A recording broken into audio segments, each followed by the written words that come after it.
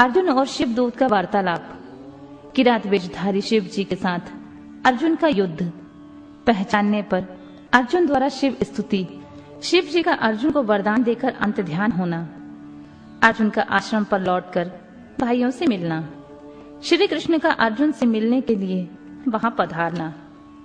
नंदीश्वर कहते हैं, महाज्ञानी सनत कुमार जी, अब परमात्मा शिव की लीला का श्रवण करो जो भक्त वत्सल से युक्त तथा उनकी दृढ़ता से भरी हुई है।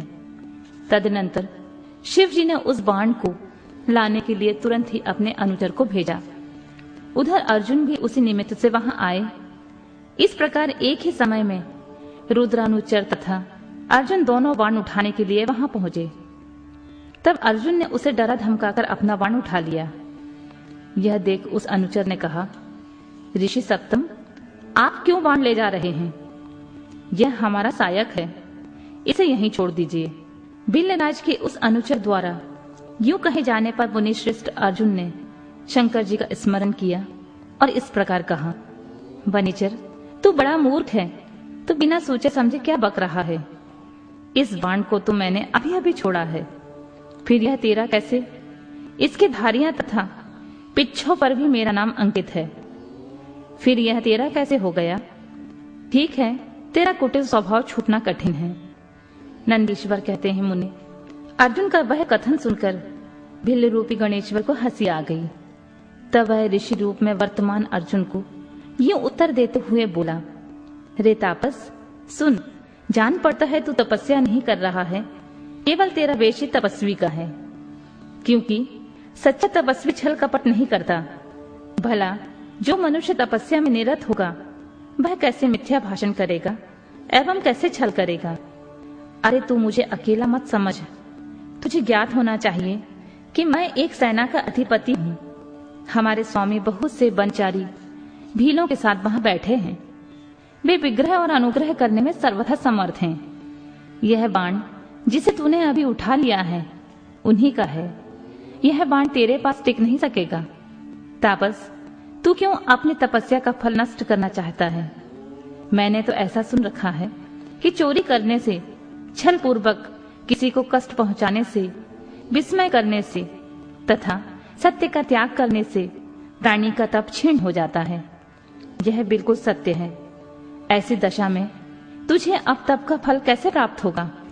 उस बाण को ले लेने से तू तप से युक्त तथा कृतज्ञ हो जाएगा, क्योंकि निश्चय ही यह मेरे स्वामी का बाण है और तेरी रक्षा के लिए उन्होंने इसे छोड़ा था। इस बाण से तो इन्होंने शत्रु को मार डाला और फिर बाण को भी सुरक्षित रखा। तू तो महान कृतज्ञ और तपस्या में अमंगल करने वाला है। जब तू सत्य नहीं बोल रहा है तब फिर इस तप से सिद्धि की अभिलाषा कैसे करता है? अथवा यदि तुझे बाण से ही प्रयोजन है तो मेरे स्वामी से मांग ले। वे स्वयं इस प्रकार के बहुत से बाण तुझे दे सकते हैं। मेरे स्वामी आज यहाँ विद्यमान हैं। तू उनसे क्यों नहीं याचना करता? तू तो उपकार का परित्याग करके अपकार करना चाहता है तथा अभी अभी कर रहा है। यह तेरे लिए उचित नहीं है। तू चपलता छोड़ दे। इस पर कुपित होकर अर्जुन ने उससे कई बातें कही और दोनों में बड़ा विवाद हुआ। अंत में अर्जुन ने कहा, बनचारी भील, तू मेरी सारी बात सुन ले। जिस समय तेरा स्वामी आएगा उस समय मैं उसे उसका फल चखाऊंगा। तेरे साथ युद्ध करना तो मुझे शोभा नहीं देता, अतः मैं तेरे स्वामी के साथ लोहा लूंगा, क्योंकि सिंह और गीदड़ का युद्ध हास्यप्रद ही माना जाता है। भील, तूने मेरी बातें तो सुन ली हैं, अब तो मेरे महान बल को भी देखेगा। जा, अपने स्वामी के पास लौट जा, अथवा जैसी तेरी इच्छा हो वैसा कर। नंदीश्वर कहते हैं, मुने, अर्जुन के यूं कहने पर वह भील जहां शिव अवतार सेनापति किरात विराजमान थे वहां गया और भिल्लराज से अर्जुन का सारा वचन विस्तार पूर्वक कह सुनाया। उसकी बात सुनकर उन किरातेश्वर को महान हर्ष हुआ। तब भील रूपधारी भगवान शंकर अपनी सेना के साथ वहां गए। उधर पांडव पुत्र अर्जुन ने भी जब किरात की उस सेना को देखा तब वे भी धनुष बाण लेकर सामने आकर डट गए। तदनंतर किरात ने पुनः उस दूत को भेजा और उसके द्वारा भरतवंशी महात्मा अर्जुन को यूं कहलवाया, किरात ने कहा, तपस्विन, तनिक इस सेना की ओर तो दृष्टिपात करो। अरे, अब तुम बाण छोड़कर जल्दी भाग जाओ। क्यों तुम इस समय एक सामान्य काम के लिए प्राण गंवाना चाहते हो?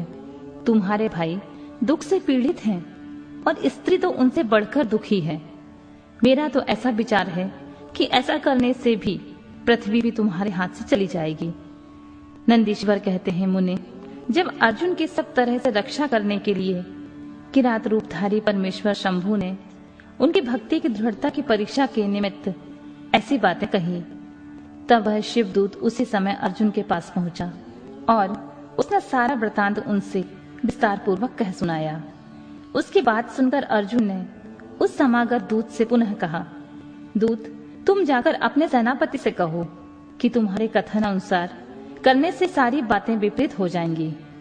यदि मैं तुम्हें अपना बाण दे देता हूँ तो निसंदेह मैं अपने कुल को दूषित करने वाला सिद्ध हो जाऊंगा। इसलिए भले ही मेरे भाई दुखार्थ हो जाएं तथा मेरी सारी विद्याएं निष्फल हो जाएं, परंतु तुम आओ तो सही। मैंने ऐसा कभी नहीं सुना कि कहीं सिंह गीदड़ से डर गया हो। इसी प्रकार राजा कभी भी बनेजा से भयभीत नहीं हो सकता। नंदीश्वर कहते हैं, मुने, अर्जुन के यूं कहने पर दूत पुनः अपने स्वामी के पास लौट गया और उसने अर्जुन की कही हुई सारी बातें उसके सामने विशेष रूप से निवेदन कर दी।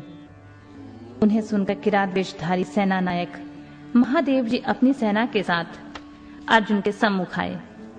उन्हें आया हुआ देखकर अर्जुन ने शिव जी का ध्यान किया, फिर निकट जाकर उनके साथ अत्यंत भीषण संग्राम छेड़ दिया। इस प्रकार गणों सहित महादेव जी के साथ अर्जुन का घोर युद्ध हुआ। अंत में अर्जुन ने शिव जी के चरण कमल का ध्यान किया। उनका ध्यान करने से अर्जुन का बल बढ़ गया। तब वे शंकर जी के दोनों पैर पकड़कर उन्हें घुमाने लगे। उस समय भक्त वत्सल महादेव जी हंस रहे थे।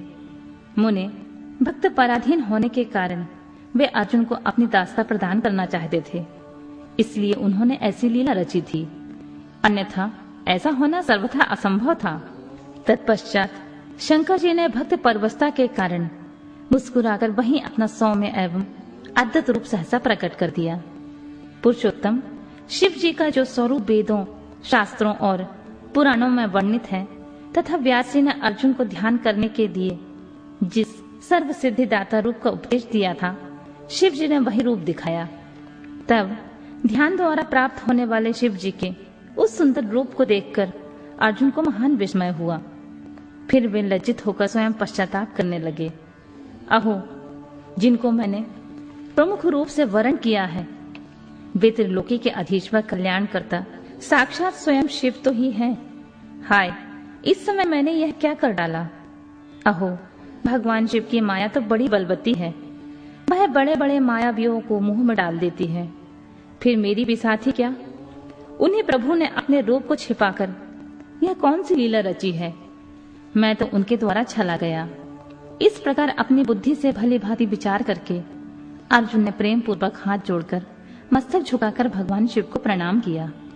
फिर खिन्न मन से यूं कहा, देवादिदेव महादेव, आप तो बड़े दयालु हैं तथा भक्तों के कल्याण करता हैं। सर्वेश, आपको मेरा अपराध क्षमा कर देना चाहिए। इस समय आपने अपने रूप को छिपाकर यह कौन सा खेल किया है? आपने तो मुझे छल लिया है प्रभु। आप स्वामी के साथ